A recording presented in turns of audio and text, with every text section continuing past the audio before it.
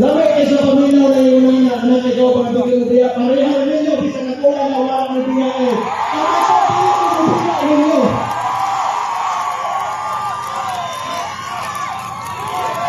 Si Jimmy Bundok, bugay ng Loreal 2016 pa na biya.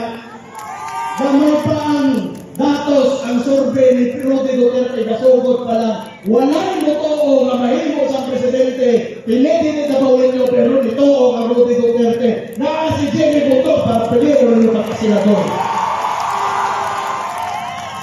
Kali, batay nila yung pagpaka, bato tinarasa!